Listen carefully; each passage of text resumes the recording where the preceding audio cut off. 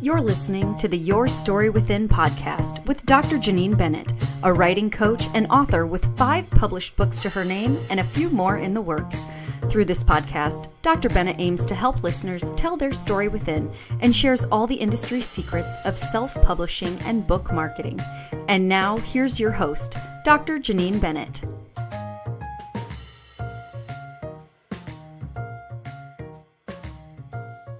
Hi, friends. Welcome to the Your Story Within podcast.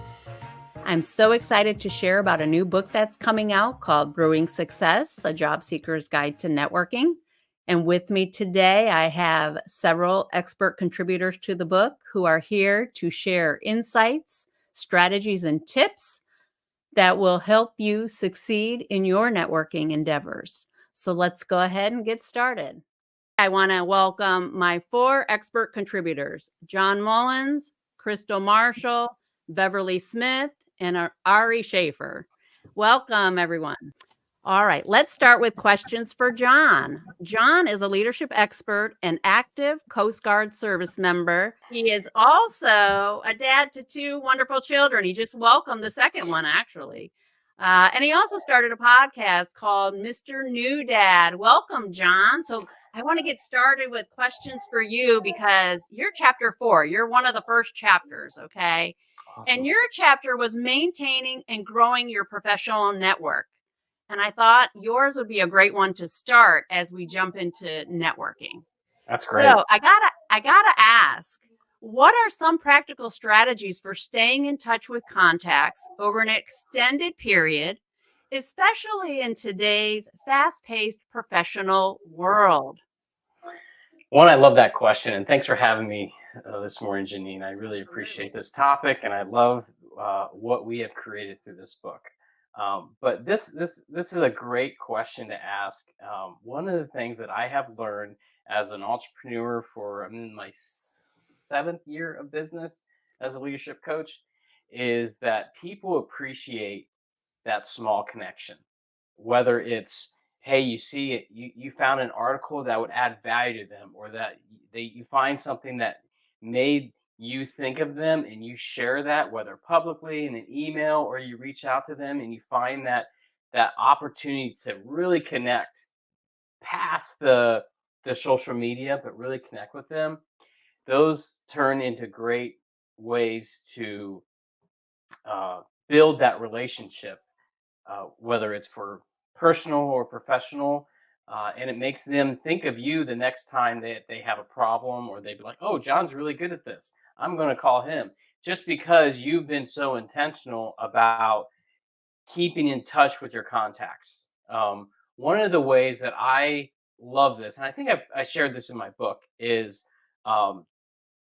one of the ways that a few years ago that I thought about this is I didn't want just 5,000 connections, but I'd rather have 100 great connections. And I thought about who could I connect with and just start to share those stories, or be like, hey, how can I help you? How can I add value to you? How can I connect with you? That way it goes past just the connection on LinkedIn, but we actually have a relationship. And so I started doing that on a monthly basis, where I would give myself, this month I'm going to reach out to 10 people, whether I know them or not, and say, hey, who are you? Or this is what I do. Or how can I strengthen that relationship past just that connection on LinkedIn? And it works. People really, really do that. So that's one of the things that I have found, is when you provide that value to them, but you reach out to them and say, hey, I thought of you. It really works.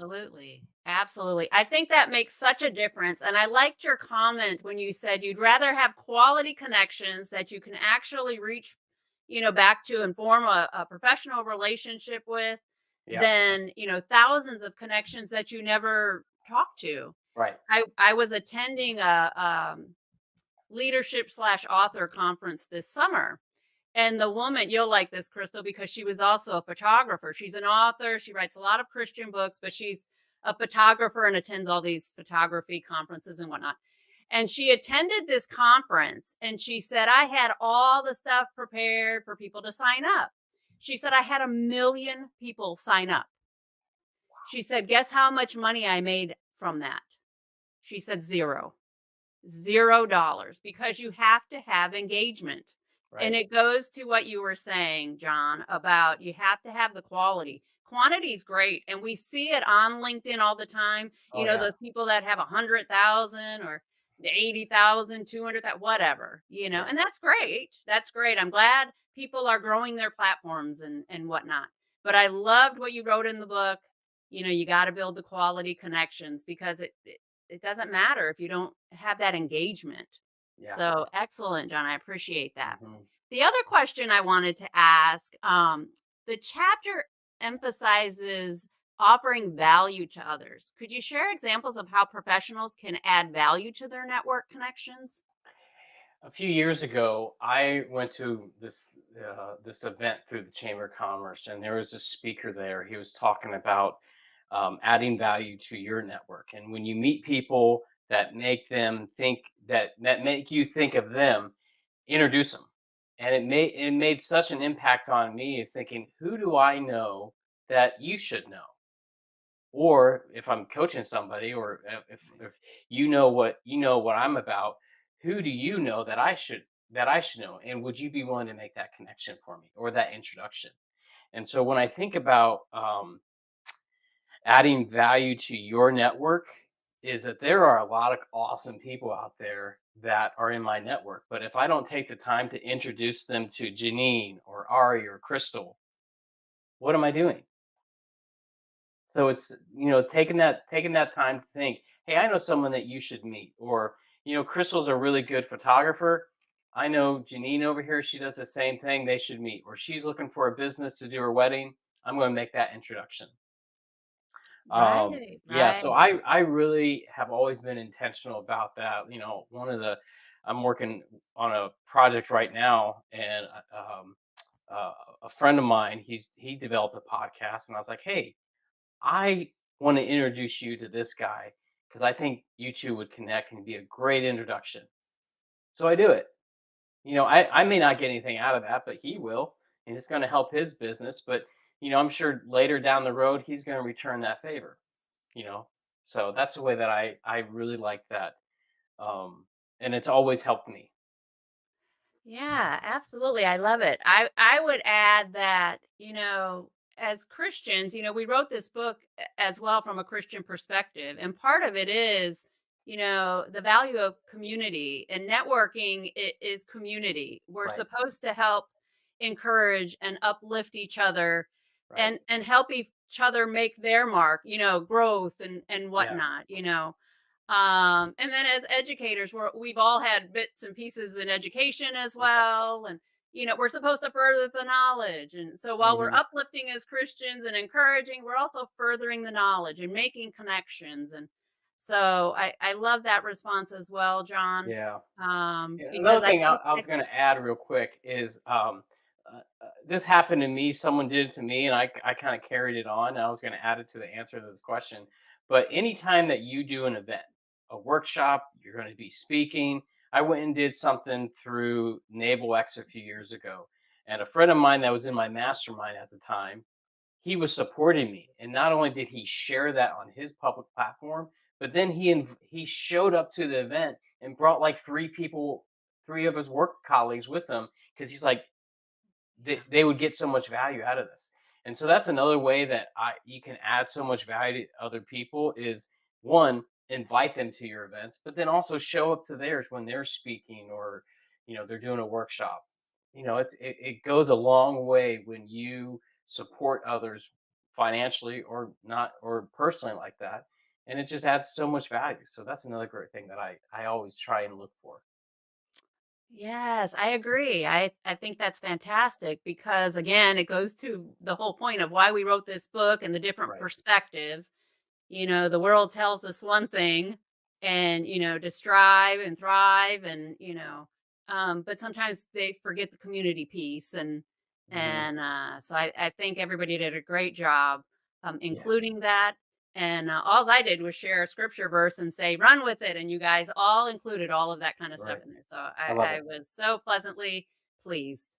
Um, and, our relationships were all formed because we attended different things together. Right. I met John, ladies, through the Honor Foundation. We're both executive coaches there. Hmm. I met Ari through Career Directors International. We're both members there. And then I met Crystal through a friend at church. So every relationship here on the screen for me has been through what John was saying, meeting at an event or Hmm. some sort of association or whatnot. And Right. then as I got to know all of you, I thought, man, they would be great for this book because they're great networkers, they're great people, and Right. I just you're all uplifting and encouraging and have always encouraged me in some way or another. And I just thought, man, I want the job seekers who pick up this book to get that same feeling. And so again, thank you all for doing that. Anything else you'd like to add, John, before we move on? Something that you just kind of made me think about is, because we're all Christians and we wrote this book through that lens, is when I think about being salt and light in the world, that Yeah. is what it looks like. How are you adding value? What do you taste like? Or what do you look like? Yes. And are you just staying behind a computer and never going out to events and adding value to people? Or are you actually being intentional and going out and being that light or being that salt, whatever it may be? And so that's one way that I'm always cognizant of. It's like, hey, this is who I am. This is what, I don't want to have a mask of one person, you know, being someone different than the world, what the world thinks. Is like, hey, this is me. And I think this was a Right. great way for us to showcase that in a professional way. Yes. And we need more books that do that. Right, Again, there's a right, lot of worldly books on career stuff and right. coaching and whatnot. And we do need to have more of that salt and light, as you said. Yes. Yes. All right. Well, let's move on. It looks like Crystal will be next. So, Crystal, oh, friends, Crystal is what I would call a serial entrepreneur. She owns several companies and also runs a successful photography business. She is an author. I still have not figured out how Crystal does it all while raising three beautiful and very resourceful children. Although I have seen her children also work in her businesses. So I think that's how she does a little bit of it. But welcome again, Crystal. And so I want to talk about chapter 8. Crystal wrote chapter 8, leveraging your network for opportunities. This chapter talks about leveraging networks through different channels. What are some innovative ways professionals can use platforms to create opportunities and build strategic partnerships? So John talked about LinkedIn right before this, which is interesting because we specialize more on Facebook and people in our community, people within our church. Long story short, during 2020, both me and my husband had to really hustle and push to be self-employed because my husband was a pastor and the church shut down during 2020. So we're like, how hard can it be to start full-time businesses? And really, really hard. But what was a beautiful thing is all of that work and seed planting that we had done in the community for the last 7, 8 years of being in ministry and helping those around and doing all the community service. I mean, it was literally us posting on Facebook, hey, these are our services. Would you support us? And it was our clients, our former church members, the people in our community. We see them at the gym, we see them at the grocery store. And so having us in this area for 10 plus years has been a make or break if we're going to eat and feed our kids or not. So we've been really blessed to have such a great supportive community. So yeah. So a lot of what your success, what I'm hearing is just always building that community. Like John said, you don't stop building. You continue to always build and add to it. And then, like you said, I mean, you just demonstrated perfectly that there does come a time as business owners as well where we may need to rely on that community, or as a job seeker, that's the point of professional networking, is to reach back and, as John said, go grab a cup of coffee and get to know someone. And you may not get that job with that person, but that person may know someone that has a position available, or knows someone in the field industry or can offer advice, whatever the case may be. And that's how you do it. You further that knowledge, you make those connections, you grow your network. So perfect example of doing that. And I would also add, you're being very, very humble. I'll tell you that, Crystal, because one of the ways Crystal built her network, friends, is she is one of the most giving people I know. I can't tell you how many times she's gone on photography shoots. And this is an award-winning photographer, by the way. I'm talking major magazine award winner. And sometimes she will do a shoot and she says, nah, you don't need to pay me. I enjoyed doing it and I wanted to do this for you. And I was one of the lucky recipients of her kindness. And I got to tell you, it blew me away because you don't see that in the world anymore, that type of kindness. And it made me want to pay her even more the next time because now I hire her for everything. But because she has such a caring heart. Everybody on here today, friends, has a caring heart like that. But I just wanted to point that out because that is how you grow. That's how you grow your network. Okay. Whether you're a job seeker or a business owner or whatever else you're trying to do, that's how you do it. Is there anything you'd like to add about mentorship? Yeah, she hit it spot on. Everyone needs a mentor. Like, you find somebody where you want to be at in the next 5 years, go buy them lunch, sit down with them. Yeah, I would add too that, people are happy to share. People are excited to share. They want to make the path easier for you because when you start off, we're all entrepreneurs. When you start off, it is not easy. You think it's going to be easy. I left a very high paying job to start my own business. And man, it was not what I thought it was going to be at first. The same when I looked for jobs. I used to be in career services for a law school back in 1998. I'm dating myself now, and I was having a hard time finding my next position. And it wasn't that I didn't have the knowledge. It's just I hadn't learned about making the right connections back then. But as soon as I did, as soon as I joined organizations and was involved, I think I was like the vice president of, communications or something for one of the local organizations and, not paid, volunteer. And as soon as I told them, this large group, that, I'm looking for a new job, I had 5 interviews set up in the first week. So it's professional networking is important. And it will reap a lot of fruit if you do it right and take it seriously. And it's all about, helping people, not using people, but helping people, helping each other, because that person who has helped you may need a mentor or you may need a mentor. So, yes, I thought mentorship was a great way to also talk about the benefits of networking. Okay, Ari, you're next. So, Ari is a career strategist and a best-selling author who has years of experience as a psychotherapist. She too has a podcast called Discover Your Calling. Ari, your chapter is chapter 12, Overcoming Obstacles in Networking for Job Seekers. I love that because so many people with networking, I always hear the obstacles. Oh, I don't want to network. I'll talk to some of my clients and they're afraid. They're afraid of going to networking events or they don't know what they're going to do, especially some of the introverts, they'll, and I'm an introvert. I'm an ambivert. I kind of fall on both sides a little bit depending, but I've had those moments where I'm like, I do not want to go in there. And people get surprised by that because I don't normally portray myself as an introvert, but I really am. I could sit at a desk and research all day long and never talk to anybody. But then there's that other side of me that has to be around people too. So, but anyway, let's talk about your chapter because again, there's so much goodness there.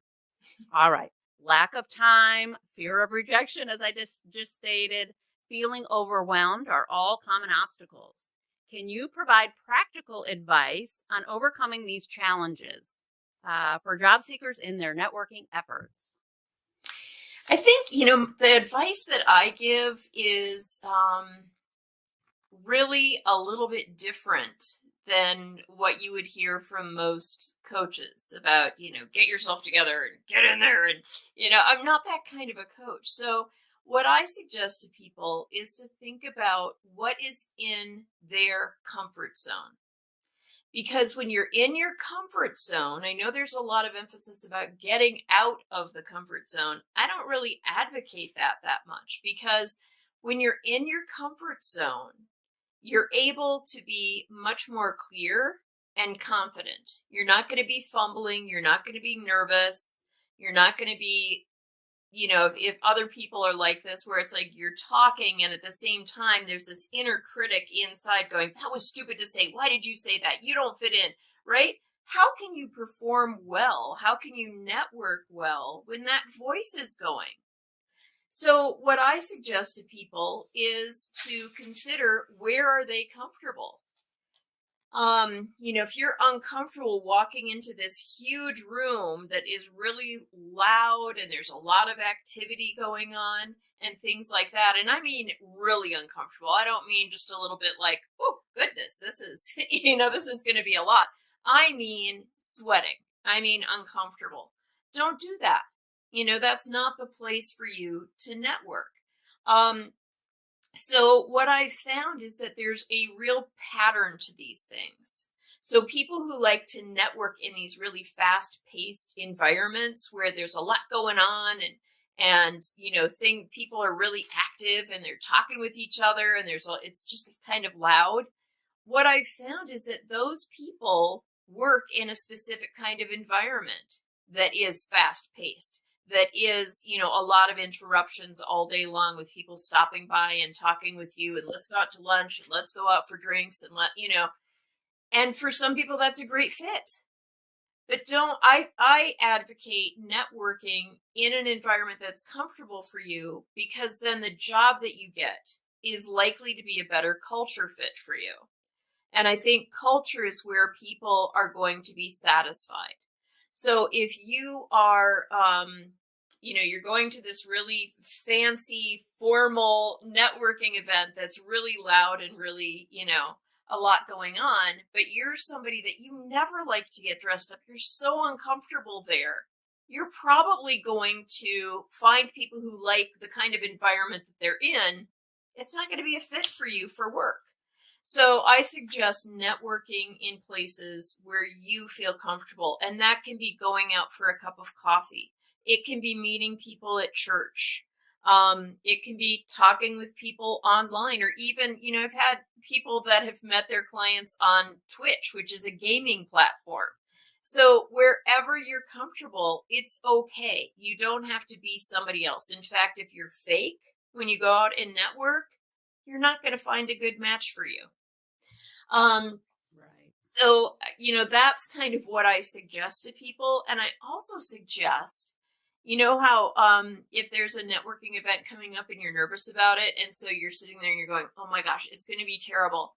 Oh my gosh, I bet there's going to be drinking and I don't drink. Oh my gosh, I bet it's going to, and you come up with these worst case scenarios, and then you try and find things that, it's like, okay, I'm going to wear my watch, and after an hour I can go if I want to. And, you come up with these, preparing for the worst kind of scenarios, right? And so you're ready for it to be awful. Well, instead, what would happen if you prepared for the best case scenario? If you, at home before you go, visualized the best case scenario. And the reason to do that is not just, that's going to help your brain and it's going to help you to have a better time and to network better. Yes, that's true. But also, I've had people who are like, they asked me for a business card. I didn't have one. I didn't think anybody would ask me for my business card. But you really want to prepare for the best. And as you're visualizing through it, think about the things that you're going to need. I'm going to be in a long discussion, probably standing up, so I'm going to wear my comfortable shoes. Oh, they're going to ask for my resume. I'm going to have one of those available. And you are prepared for the best case scenario which really paves the way for things to go well. So even within our comfort zones, we have to push the envelope a little bit, right? So what I suggest to people is before going into the event, sit in your car for a minute. Even if you're running a little late, sit in your car and just visualize things going well. Take a breath. Think about how you want to present yourself as you go in. And that just sets you up to succeed. I had somebody call me the other day and say, my interview went well because I did that. And it was 5 minutes. I agree. All of that was goodness right there, folks. Because we can all say, I know we're all like shaking our heads as Ari's talking, because there's been so many times where all of us have had those dreaded thoughts. We're not immune from them. You know, anytime you're meeting a large group of people you've never met before, you know, the doubts will creep in. But if you prepare in advance, it's no different than if you have to give a speech. Mm-hmm. I do not like to give speeches, yet I used to be a speechwriter. I do not like change, but I used to be an expert change management specialist, you know, but when you have those things in place, those backup plans, those planning in general, it makes it so much easier. And then you have, you know, okay, what's plan B? Okay, this is what my goal is. This is what I want to get out of it. This is what I'd like to do. And you plan all of that in advance, and then it makes it so much easier. My daughter's going to kill me for what I'm about to say, but she works for a law firm, and she called me probably a year ago. And, you know, she's entry level, new, making her way, you know, and she's like, Mom, I'm supposed to go into this big conference and I don't know anybody and I'm really nervous. And she's like, I don't see, my boss was supposed to meet me here and I'm supposed to do this. And I just don't think I can do it. And she's sitting in her van calling me. And I'm like, girl, that is not how I raised you. What was your intent of going to this event? And she told me, well, I'm supposed to do this and that. I'm an expert in this area. And I talked to these people and blah, blah, blah. And I said, okay. So you got your business card? She said, yes. I said, great. Grab your purse, grab your Padfolio, get those business cards, and get your butt in that event.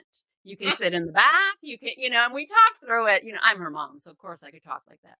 She went in, she mingled, she met some people, she saw people she knew.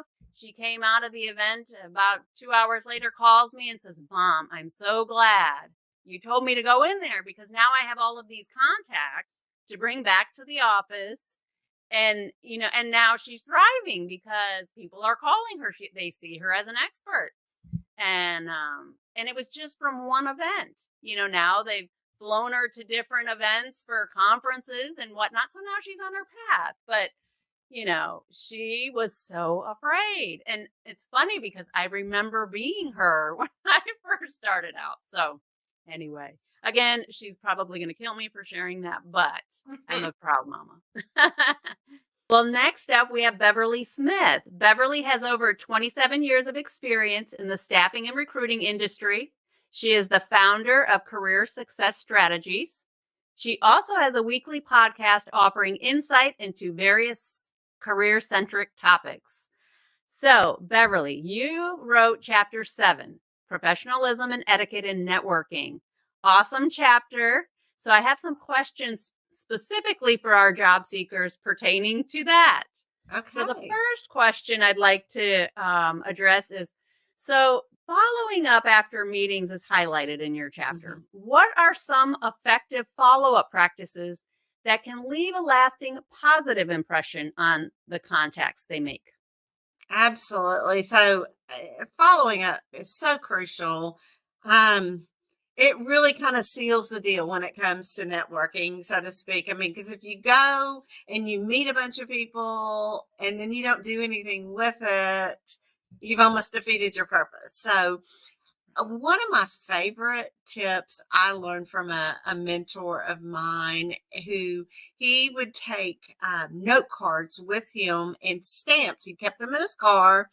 And as soon as the networking event was over, he would come out and he would take his collection of business cards with his notes, and he would immediately write a little note to each person. Now, that being said, I don't advocate doing that if you're a woman. I don't feel like it's good for you to sit in the car. So it might be great to pop into a little coffee shop with your note cards and your stamps. And while all that is fresh on your memory and in your mind, to go ahead and write out a little note to each one, and a handwritten note. I mean, think about it, Janine. Do you not just love to get mail that's not a bill, that's not junk mail? And it's not Yes. email, but it's a handwritten note from somebody. And so this goes back to one of the other things that I touched on, the importance of listening. So it's really important that you listen and you pay attention. Maybe you jot down a little something on their business card, but you can, in that note, you can reference something that they told you. And that's really going to hit home. So that's one of my favorites. And then obviously just staying in touch with them over time and making it be more about a real relationship than, hey, what can you do for me at this moment? Right. Absolutely. Absolutely. I love to get cards from people or notes or, like you said, "Ugh, I'm tired of the bills coming or the solicitations, except when they're pizza, when they have the advertisements for pizza, the new places, right? But because nobody does that anymore. So it tells Mhm, me that they took the time, they were thoughtful. mhm. And then, then they're top of mind for me. So if it's a Right. job seeker who does that, then I will consciously be thinking about them when an Mhm. opportunity arises. So Absolutely. fantastic advice. All right. So the second question I have for you is respecting boundaries. You talked about that as well. Can you Mhm. share what that means and give examples of when you need to put boundaries in place with networking? Because Sure. we don't talk about that. We talk about all the things you have to do, but you were the first one who really brought that to light in the book. So Okay. if you could talk about that a little bit, that would be great. Absolutely. So with boundaries, I think the very first thing that comes to mind for me is, when you meet someone and you make just such a great connection and you could just sit there and talk to them the entire time you're there.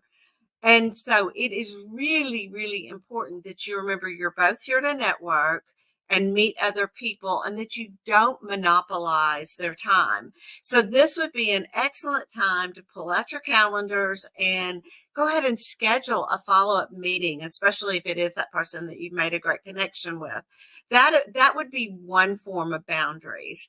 The second form that comes to mind is, let's say, in that follow-up meeting, and maybe you are a job seeker meeting with them more for informational purposes, hoping to learn more about the company that they work for, or um, the industry that they're in, and you've got these questions for them.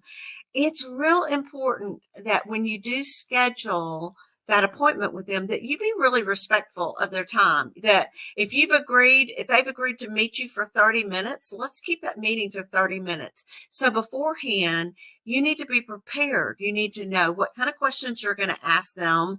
It is not a bad idea to go ahead and have those questions written out so that you're prepared in advance. And that way, you can just stay on task with those questions and with that meeting, and you're able to wrap up and you're not monopolizing their time. And then they're going to be more willing, if they do not feel burdened by you or feel like you've just like gone on and on and on, then that's going to bode well for them. Like you said, be top of mind, wanting to maybe help you more and those kinds of things. A second form of that is, let's say you are networking and maybe it is a group of people, a small group of people, and we are having um, four people. And I used to do this with a group of four people that I met with once a month. And we had an agenda. And what we would do is we would say, okay, each person gets 10 minutes. And then that left us. So, yeah, it would be 10 minutes. to talk about whatever was going on. And then there would be like a 5-minute follow-up for everyone else to kind of contribute. And I can't remember, we may have given, I think our meetings actually may have gone over an hour, but my point is to set a time frame, stick to what it is you're going to stick to. Don't let one person monopolize the entire conversation, but make sure Right. everybody gets something out of it. So you really, really want to respect those boundaries. Excellent. Excellent. You raised some great points. Respecting boundaries is so important. That's people's time. So you definitely want to be respectful of that. And you definitely want to ensure that you can have future meetings, because if you don't respect people's times, they may not be as open to having another meeting with you. So Right. great examples. Thank you so much. All right. Well, you have answered all of the questions that I had for you specifically, but I do have a couple of additional potential questions. So jump in if you want to answer one. The first one is, how did you react when you received the invitation to join forces with 11 other experts in contributing to this book? Can you take us through those emotions and thoughts that ran through your mind when you realized you'd be part of a collaborative project? Anybody want to take a stab at that? I'll take a stab at it. When I first saw the topics, I was like, "Ooh, these would be fun." And then when I finally committed to writing this chapter, kind of like what Ari was saying, I thought about it. I was like, "Oh, what I'm going to share, what I'm going to write," and then finally, I was just like, I think I was like the last one of the last ones who needed to turn in. I just took like 2 hours, and I was just like, "All right, I know what I want to say. I'm just going to write it." And I wrote it, got out of my own way and just shared two pretty personal stories. And I turned it into like, what are the themes? What can I draw out of that? Re-edited it, share it with my wife, and then I sent it to you. And the feedback that I got from you was just like, wow, it was so good. But I was like, what if I didn't press it? What if I didn't commit to that? What if I didn't share that story? What was the impact? But it just made me think about, like, yes, it's nervous. It can be fearful, being vulnerable and sharing these stories, but at the expense of helping others. I mean, the feedback you gave me was just like, wow, maybe I'm not as bad as I thought, or oh, I am good. And it's okay to kind of brag about yourself sometimes. So that was my story, or the way that I thought about that. It's like, wow, sometimes we allow ourselves to get in our own way, but then we lose that opportunity to share something that could, change somebody's life.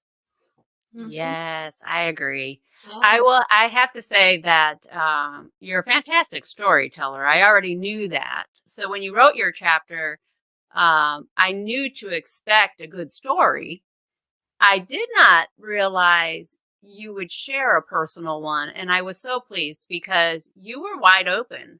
And part of this book is about sharing your insights. Everybody comes from a different area. Right. I may have said Ari and I are, in the career side, John as well. John does a lot more of the leadership stuff than I do. But we're all about helping people. And so when he was as vulnerable as he was in his chapter, I was pleased to see that, because job seekers and business owners, or they get discouraged and they think experts, because you're all experts. You've all done great things and have a lot of experience to share.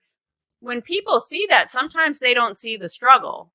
They don't see what you've gone through, and you shared that. You shared exactly your thoughts. You held nothing back. Yeah. And so that's why I thought it was such a fantastic chapter, because you shared the truth of, you got to put the work in, and it's hard work, but it pays off. Right. And I think that really came through. And it was very encouraging to me, because sometimes too, you want to put that face on that you're doing all the right things, and you don't want to show people that you're vulnerable. And when I read that, I was like, yes. And I just sat back like, I'm not the only one. So, Yeah. and, yeah. I don't mind. Anybody else? I don't Okay. mind failing and sharing my failures, because so many more people connect to that than my wins. Yes, I get more followers when I'm more vulnerable, to be Sure. honest, or more people wanting to connect with me when I'm authentic, instead of, sometimes, like you said, you got to get out of your own way. I can push a lot of content out. You guys have seen my content, but when I share the stuff that's more personal, people can see the genuineness in it. And that's when I get more business, to be honest. So, yeah. Anyone else want to share? Oh, go ahead, Crystal. And I love the entire vision behind what you wanted to put out there, because the community over competition is great on a bumper sticker, but in real life, people are not like that. Like, people are catty. I've gotten thrown out of so many photography groups because I don't gatekeep. I share knowledge. I give resources. I tag, businesses I can help. And I've gotten kicked out of a lot of photography groups because I'm giving away too much, and I'm, lowering the market and being less exclusive, or whatever people want to say. But in general, my husband's in the trades. He's in the handyman, the contracting side. They're sharing resources. They're like, guys, we have this pipe that needs fixing. What should I do? And everybody is talking, and use this tool, use this resource, go to Home Depot, blah, blah, blah. And so I feel like there's a lack in general in the art community versus other aspects, where we just want to hold tight to every single thing, and that just really doesn't help build the vision, the work, the network, and obviously the kingdom, if we're going from that perspective. So that's definitely my passion, is to share and build community. Well, I would add, you raise a good point. I would add that there's plenty of work for all of us, to hold back, to not share, to not provide opportunities for others. You do it to your detriment, because there's enough. I always think of people who have created innovations. And, I'm not one of those people. I wish I was, but I don't think like that. I have creative ideas, but to really create something and mass market it, yeah, that's not me. But, you always hear these people, well, I don't know what I could do. That's already been done. And then somebody else does it and improves upon it. Mm-hmm. So my point again is, there's enough room for all of us. Same with job seekers. There's enough jobs out there. You don't listen to the media. Don't listen to what the economy is doing, whatever. There is work out there. There's just different ways to find work. When I used to work at the law firm, this was around 9/11 timeframe. It was a law school, working with law firms for students getting jobs. And I had people panicking. They're like, how am I going to get a job now? I said, well, you probably are not going to find anything in mergers and acquisitions right now, because the economy was bad. And I said, but I'm going to tell you what, family law, criminal law, and I just went down the line, is not taking a hit right now. Okay. So you just have to shift it. So now, no matter how the economy is, you just have to look at things differently, and you have to go at the process differently. And the process of a job hunting right now, and it has been for a long time, is networking. That's how you find them, because a lot of the jobs are never posted anywhere. So there is enough room out there for job seekers looking for jobs and business owners looking for business. Yeah. Oh my goodness, Janine, I was so excited. And of course, you and I did not really know each other very well at the time. So interestingly, my collaboration with you came about as a result of networking with someone else. And so it was just a kind of a really neat serendipitous moment. And I was extremely excited, because I love networking. I think it's a fabulous opportunity. Almost every job I've ever held, I got as a result of networking. And I've had other opportunities come my way because of networking. So I loved the topic. And then obviously that there was a spiritual, biblical emphasis to it just made it a no-brainer for me to jump in, was something that really was exciting, and being able to collaborate with other people and network from maybe a different point of view that people hadn't considered before was exciting. All right. I felt like there was just a real symmetry to this book because of just like what everybody else is saying. It's like, for me, it's about collaborating, because when we collaborate, our clients win. So I may be able to really work with people that are feeling anxious, or people that have, certain challenges, but then I may need somebody to write a resume, or somebody maybe who works in the tech industry, and that's not my specialty. But when we all work together, it's like it helps each other's business. But more than that, it really helps our clients. Yes, absolutely. Agreed. And that's why I was so excited when everybody agreed to collaborate on this project. All right. The next one is, how did the chapter scripture verse inspire your writing journey? Could you share a moment when the verse resonated with you, shaping the narrative of the chapter? Anybody want to talk about that? Absolutely. So and I'll share with the audience, and I know you know the story, but the verse that I had was Colossians 3:23. Whatever you do, work at it with all your heart, as if working for the Lord. And that is the very verse that I spoke on at my mother's funeral a few years ago. And so it was just a very sweet moment. And when you sent me over the opportunities, I was so excited about that. And I love this verse because when it comes to networking, I think so many people go into it with, what can I get out of it?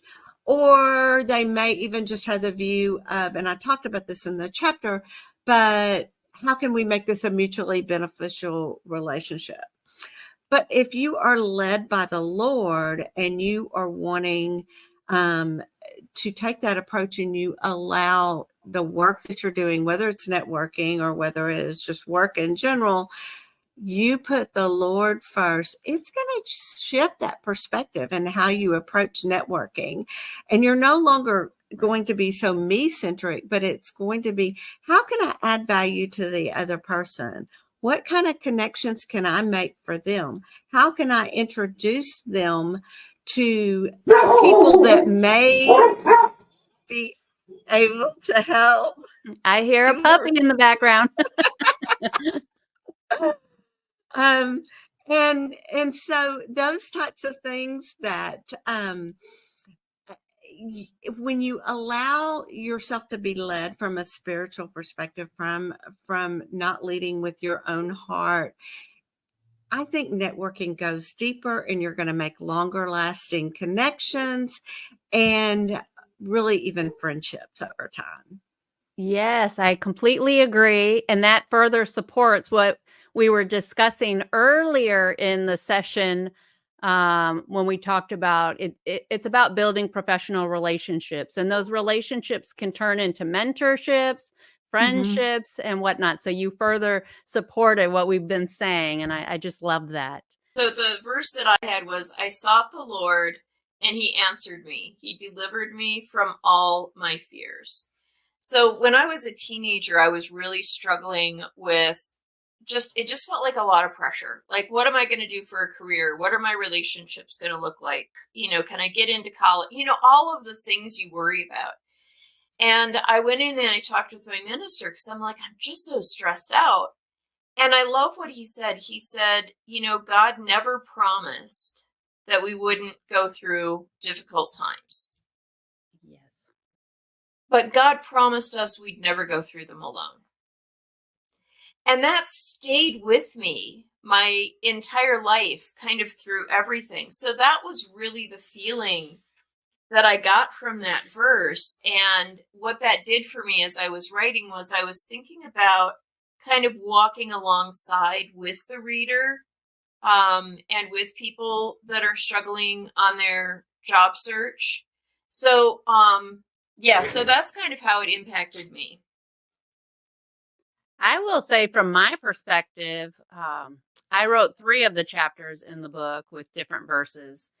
And the verse was really the guiding point for me, because of the biblical integration piece. I wanted to make sure what I was writing aligned to that specific chapter verse, and it pulled out exactly what I wanted the job seeker to get from it. So I really used it as my guide. And I don't know if that's because I'm a college professor at Liberty University, and, we always have to tell the students biblical integration, and make sure that they don't just throw one scripture verse, but they actually integrate it into their assignments and whatnot. So I guess that's why I just took that approach immediately. Where I saw some other of our contributors kind of weaved in that, one verse, but then they had a couple of others that they included to kind of more devotional-ish, if you will. So that's why I asked the question, what did you think of the verse you were given? Because I was curious how you guys felt about it. Sure. One thing I'd add is on mine, Proverbs 16:3, it says, "Commit to the Lord whatever you do, and He will establish your plans." And immediately when I thought about that is the quote that Simon Sinek said in one of his books, where he said that people don't buy what you do; they buy why you do it. Yes, And I thought about why. Yep. And I thought about this verse in the context of what does commitment look like? And when you are committed to that and you're able to share that, you show up differently. It's like people want to know, like, why is this guy so passionate about leadership or fatherhood or this? I want to talk to him because you're committed to it. It's like commit to the Lord that. It's like you're just like, you have this energy about you have this passion about you, and people want to support you or talk to you or anything. So that's one thing that I really liked about the scripture that you shared that. And then, that's the Lord's work after that. He's going to establish your plans. All you have to do is just commit. Yes. Beautiful. Thank you both for sharing. I love that. Good logic behind what you did with your verse and how you integrated it into the chapters. Absolutely. All right, friends. Well, those are all the questions I had for today. Thank you so much for contributing. Is there anything else you would like to share before we close? Just thank you for bringing us together. It's wonderful, and it's wonderful to actually see the faces of these wonderful souls that participated in the book, and so thank you so much. Good. I'm glad you finally got to meet each other. And make sure you connect with each other on LinkedIn. No, just kidding. Remember the next podcast? I said this was a 2-part series. The next one will be released the second week of February. I'll send out some announcements regarding that. And then you can pre-order the book now. It's on Amazon, and just look for the title, Brewing Success, A Job Seeker's Guide to Networking. And that's all we have for today, folks. Thanks for tuning in, and we appreciate you.